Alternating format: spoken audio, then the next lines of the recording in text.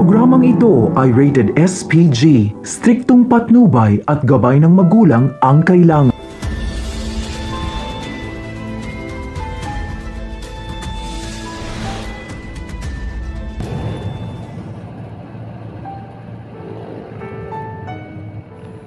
Mga kaibigan, painit na nga ng painit ang mga eksena sa Stolen Life na kung saan nga ay tila nababahala itong si Lucy na maaaring merong masamang gawin itong si Para sa dinadalang sanggol nito.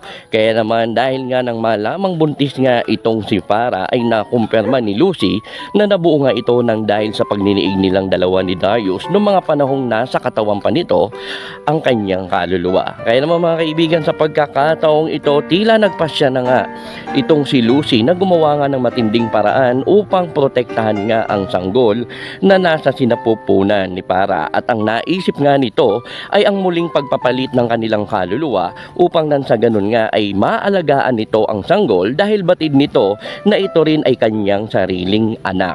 Kaya naman mga kaibigan, sa pagkakataong ito, ano kaya ang magiging reaksyon ni Para kung sakaling malaman niya na ang kanyang kaluluwa ay muling bumalik nga sa katawan ni Lucy? Kaya naman pala kapag nagkakaroon ng pagniniig isang si Darius at si Lucy ay tila hindi nga ito nagdadalang tao dahil na rin sa ang totoo ay may diferensya talaga itong si Para. Kaya naman mga kaibigan, sa pagkakataong ito, ano kaya ang gagawin ni Darius kung sakaling magkapalit na nga ang kaluluwa ng mga ito, at ano kaya ang kanyang gagawin? Magagawa nga kaya niyang paniwalaan kung muling sabihin nga ni Lucy na nasa katawan muli siya ni Para? Kaya naman mga kaibigan, sa pagkakataong ito, maaaring magkaroon na naman ng kalituhan nga kay Darius dahil ang buong akala nga nito ay hindi na muling magpapalit pa ang kanilang mga kaluluwa. Subalit mga kaibigan, isang bagay lang ang maaaring makakilala sa tunay na Lucy ay walang iba kundi ang kanyang matalik na kaibigan na si Joyce, at siya na mas maiintindihan at mauunawaan ni Joyce kung bakit nagawa muli ni Lucy na bumalik muli sa katawan ni Para, at iyon nga ay dahil nga sa usaping pangangalaga nga sa sanggol na talaga namang inaangkin ni Lucy na ito ay kanya rin sapagkat nabuo nga ito dahil nga sa kanila ni Darius. Kaya naman mga kaibigan, ating abangan ang mga painit na eksena sa Stolen Life na kung saan nga ay patuloy nating inaabangan ang eksena ng tatlong ito. Kaya naman mga kaibigan, ano po ang inyong masasabi sa mga eksenang ito?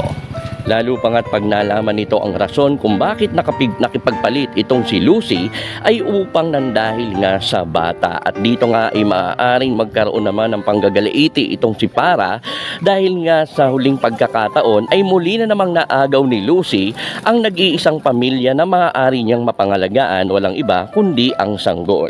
Kaya naman mga kaibigan, saan nga ba hantong ang mga eksenang ito? Kaya't pakaabangan sa Stolen Life. Comment na po at huwag kalimutang mag-subscribe, i-click ang notification bell upang lagi kayo ma-update sa mga susunod pang videos dito lamang sa Telerich TV.